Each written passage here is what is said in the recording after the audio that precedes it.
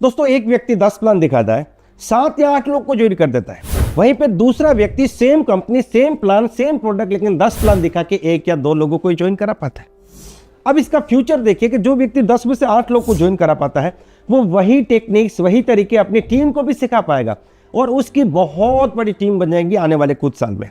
और जो व्यक्ति खुद ही लोगों को ज्वाइन कराने में स्ट्रगल करेगा, वो इधर उधर हाथ मारेगा और कुछ ही महीनों के अंदर बिजनेस को छोड़ देगा। जी हाँ दोस्तों, इस बिजनेस में अगर कामयाब होना है तो लोगों को ज्वाइन कराने में मास्टर होना पड़ेगा और उसमें सबसे वाइटल चीज है ऑब्जेक्शन हैंडलिंग। ऑब्जेक्शन हैंडलिंग एक ऐसी चीज है जो आपकी मेहनत को परिणाम में बदलती है। और कई सारे ऑब्जेक्शन है, बहुत से ऑब्जेक्शंस के ऊपर मैं बहुत से वीडियोस ऑलरेडी बना चुका हूं, लेकिन आज एक बहुत ही खास ऑब्जेक्शन है जिसके ऊपर मैं आपसे बात करूंगा। और वो ऑब्जेक्शन है कि प्रोस्पेक्ट आपसे ये कहता है कि देखिए इस बिजनेस में एक कमी है। अगर मैं ट्रेडिशनल बिजनेस करता हूं, अगर मैं शॉप ओपन करता हूं, अगर मैं शोरूम ओपन करता हूं, तो लोग मेरे पास आएंगे, लेकिन इस बिजनेस में तो मुझे लोगों के पास जाना पड़ेगा और मुझे ऐसा काम नहीं करना है जिसमें मुझे लोगों के पास जाना पड़ेगा।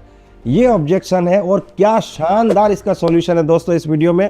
ये वीडियो बड़ा खास है, इसे ध्यान से देखिए और पूरा देखिए। दोस्तों सबसे पहले आपको एक चीज समझनी है कि या तो आप प्रोडक्ट को बेच के आएंगे या बहाने को खरीद के आएंगे।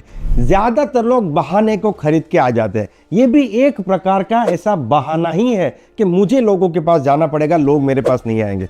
दोस्तों आपको एक चीज समझने की जरूरत है कि आप समझाने के लिए गए हैं, समझने के लिए नहीं गए कि वो आपको कुछ समझा दे और आप इसको मान लीजिए। तो सबसे पहले आपको खुद क्लियर होने की जरूरत है। मैं बिल्कुल मानता हूं कि नेटवर्क मार्केटिंग बिजनेस में हमें लोगों के पास जाना पड़ेगा, जबकि दुकान खोल के बैठेंगे तो लोग हमारे पास आएंगे। बिल्कुल उल्टा प्रोसेस है, लेकिन ये एक प्लस पॉइंट है, ये सबसे बड़ा प्लस पॉइंट है। मैं आपको एक एग्जांपल से बताता हूं। मान लीजिए कि आपने कोई गारमेंट का शोरूम ओपन किया या फिर आपने कोई रेस्टोरेंट ओपन किया, तो आपको कोई जगह परचेस करनी पड़ेगी या तो रेंट पे लेनी पड़ेगी। उसके बाद वहाँ पे फर्नीचर बनाना पड़ेगा, लाइटिंग्स करने पड़ेंगे, एम्प्लॉयज़ को सैलरी पे रखना पड़ेगा।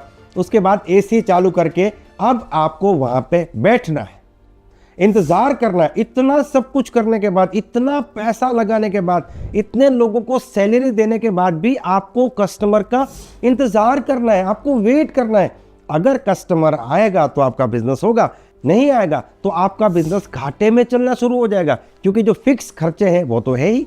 आपने एम्प्लॉयज रखे हैं तो आपको उनको सैलरी तो देनी पड़ेगी, कस्टमर आए कि नहीं आए। तो ये ट्रेडिशनल बिजनेस का सबसे बड़ा वीक पॉइंट है, सबसे बड़ी कमजोरी है, और इसको डायरेक्ट सेलिंग बिजनेस में पूरी तरीके से सोल्व कर दिया गया है कि आपको वेट करने की जरूरत नहीं है, आप खुद कस्टमर के पास जा सकते हैं। मान लीजिए आप दुकान खोल के बैठे, आपने डिसाइड कर लिया कि मेरे शॉप में रोज के 10 कस्टमर आते हैं, आज मुझे 100 कस्टमर चाहिए। क्या करेंगे आप? मार्केटिंग करेंगे, प्रमोशंस करेंगे, उसमें भी तो पैसे लगते हैं और सारी की सारी मार्केटिंग टेक्निक्स चलती नहीं है। लेकिन नेटवर्क मार्केटिंग बिजनेस में आप दिन में 2 लोग को प्लान दिखाते हो और आज आपने डिसाइड कर लिया कि आज आपको 10 लोग को प्लान दिखाना है, तो आपको कौन रोक पाएगा? आपको कोई नहीं रोक पाएगा दोस्तों। आप खुद ही खुद को रोक सकते हो, बाकी तो कोई नहीं रोक पाएगा। तो हम लोगों के पास जा सकते हैं, हम कस्टमर के पास जा सकते हैं, ये बहुत बड़ा प्लस पॉइंट है। तो जब भी आपके सामने ये ऑब्जेक्शन आता है तो आपको पहले तो अपने प्रोस्पेक्ट को ये समझाना है कि भाई ये तो अच्छी बात है, ये तो एक प्लस पॉइंट है कि हमें कस्टमर का इंतजार करने की जरूरत नहीं, हम कस्टमर के पास जा सकते हैं। आप उनको किसी भी एग्जांपल से बता सकते हैं कि ये सबसे बड़ा प्लस पॉइंट है। तो इसके बारे में आपको नेगेटिव नहीं बल्कि पॉजिटिव सोचने की जरूरत है। अब इसके पीछे के रीजन को समझिए कि ये ऑब्जेक्शन आता क्यों है। दोस्तों देखिए बहुत सिंपल बात है, या तो आपका प्रोस्पेक्ट जो है वो बिजनेस को ज्वाइन करना चाहता है, लेकिन उसके दिमाग में ये डाउट है कि यार मुझे कोई दिक्कत नहीं है, सिर्फ यही दिक्कत है कि मुझे लोगों के पास जाना पड़ेगा। तो इसके पीछे के दर्द को समझिए। इसके पीछे का दर्द ये है कि ये व्यक्ति सोचता है क्या मुझे घर घर जाना पड़ेगा, क्या मुझे लोगों के पीछे पड़ना पड़ेगा, क्या मुझे लोगों को कन्विंस करना पड़ेगा। तो आप उनको समझाइए कि देखिए अभी आपने सिर्फ प्रेजेंटेशन देखा है, कंसेप्ट देखा है, हमारे यहाँ काम करने का एक प्रॉपर तरीका है।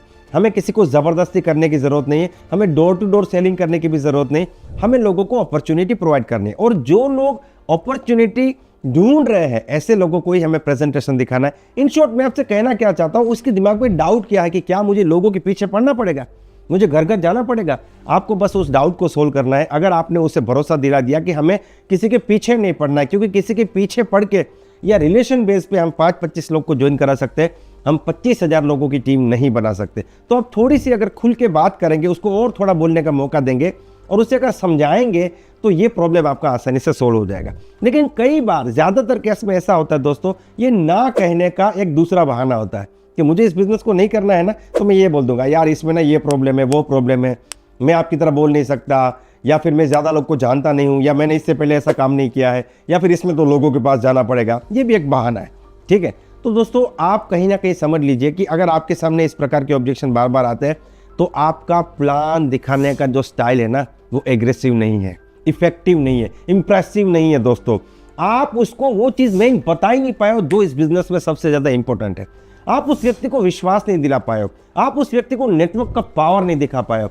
आपका प्लान दिखाने का जो पहले 5 मिनट जो बिगिनिंग है वो शायद प्रॉपर तरीके से नहीं हुआ। आपको इसके ऊपर काम करने की जरूरत है, क्योंकि दोस्तों प्लान की जो बिगिनिंग है वो डिसाइड करेगी कि आपका जो प्रोस्पेक्ट है वो किस एटीट्यूड से, क्या ढूंढने के लिए इस कंसेप्ट को देख रहा है, ठीक है। तो कई बार लोग क्या करते हैं, बिगिनिंग को बिना समझे ही प्लान दिखाना शुरू कर देते हैं। और दोस्तों इस चैनल में आपको इतना शानदार वीडियो मिलेगा कि जो 5 मिनट में प्लान की शुरुआत आप कैसे करोगे, अगर इसको आप प्रैक्टिस करके अच्छे तरीके से ऐसे अगर आप प्लान दिखाना शुरू करोगे तो इसमें ऐसा होगा कि आपके 99% ऑब्जेक्शंस आएंगे ही नहीं। ये जो समस्या आपको बाद में आती है वो सारी समस्या आने ही वाली नहीं है। तो इस वीडियो को जरूर देखिए, और दोस्तों डिस्क्रिप्शन में इस वीडियो की लिंक भी मैं आपको शेयर कर रहा हूं। तो आपको अपने प्रेजेंटेशन को और भी बढ़िया बनाना है, शानदार बनाना है, और खास करके अगर आप अपने प्रेजेंटेशन को शानदार बनाना चाहते हैं तो आपको प्रैक्टिस करनी पड़ेगी। कई बार हम लोग क्या करते हैं, जब कोई मीटिंग सेट करते हैं, किसी रीजन से मीटिंग कैंसिल हो जाती है, तो वहां पे हम क्या करते हैं, हम लोग बस टाइम को पास कर देते हैं। उसी टाइम पे आपको अपनी टीम के साथ बैठना चाहिए। जो लोग प्लान दिखा रहे हैं उनके प्लान चेक करने चाहिए, वो कैसे प्लान दिखाते हैं, उसकी क्या क्या दिक्कतें हैं। आपको फॉलोअप की प्रैक्टिस करनी चाहिए, ऑब्जेक्शन हैंडलिंग की प्रैक्टिस करनी चाहिए, और खास करके प्लान की बिगिनिंग कैसे करोगे और प्लान को एंड कैसे करोगे, यानी कि फॉलोअप कैसे करोगे, ये 2 चीज़ की आपको प्रैक्टिस करनी चाहिए। तो दोस्तों मुझे पूरी उम्मीद है कि आज इस वीडियो के माध्यम से मैं आपको पहले क्लियर करा चुका हूं कि ये एक प्लस पॉइंट है।